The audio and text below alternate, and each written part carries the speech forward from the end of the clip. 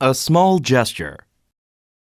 One Friday after school when I was a freshman, I noticed one of my classmates walking home with a full bag and a huge stack of books in his arms. His name was Chris, and he was a new student who had transferred to our school in the middle of the semester. He was shy and usually kept to himself. Judging from all those books he was carrying, I figured he must not have much of a life. My active social life guaranteed me a full weekend of watching football and spending time with my friends. Meanwhile, it looked like Chris was planning to stay home and study the whole time. Suddenly, some older boys ran up to Chris, knocking over his stack of books and tripping him. As he fell to the ground, his glasses fell off and all of the books went flying out of his hands. I felt really sorry for him, watching him crawl around looking for his glasses with tears in his eyes, so I ran over and helped him pick up his things. As I handed him his glasses, I asked, "Are you all right?" It really wasn't cool of those guys to do that. He looked up at me. "I'm okay," he said, and he smiled and thanked me with a real look of gratitude in his eyes.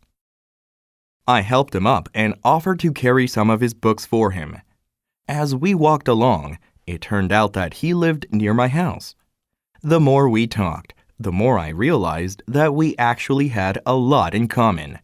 Chris seemed like a pretty cool kid, so I invited him to watch football with me and my friends the next day. We ended up hanging out the whole weekend. Back at school on Monday morning, I saw Chris carrying that big stack of books again. I jokingly said, "Are you actually studying that many books, or are you just using them to exercise?" He laughed at that and handed me some of the books. The more I got to know Chris, the more I liked him.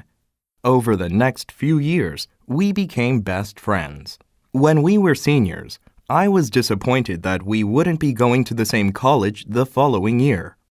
Chris was going to study politics at a university in another city, and I'd been given a football scholarship to a local college.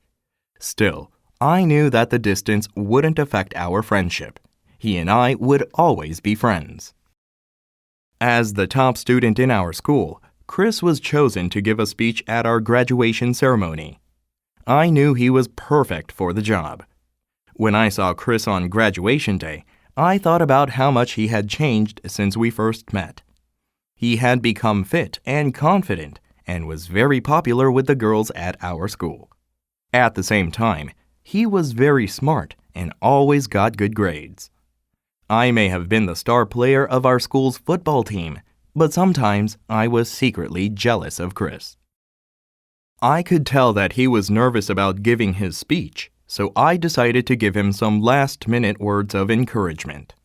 I walked up to him and said, "Don't worry, I'm sure your speech will be great." He thanked me with the same grateful smile that I had seen before when we were freshmen. When it was time for his speech, Chris stared at the audience for a moment and cleared his throat before starting. "Today marks the end of a long journey for us, a journey not only of academic growth, but of personal growth as well. This is a time for us to thank everyone in our lives for helping us make it through these tough teenage years. I'd like to tell you all a story about how much an act of kindness and being a good friend can change someone's life." As I listened to Chris tell everyone about the first time we met, I was shocked by his version of the story. He said that he had been depressed because he had no friends and was bullied. So he planned to end his life that weekend. He had cleaned out his locker and was taking all of his things home with him. Everyone in the audience gasped in disbelief as they heard this smart, handsome, popular boy tell them about his weakest moment. Then, Chris looked at me with a little smile. "Luckily, a friend saved me from doing the unspeakable," he said. I noticed Chris's parents look over at me with smiles of true gratitude on their faces. For the first time, I fully understood how much a friendship can mean. P.S.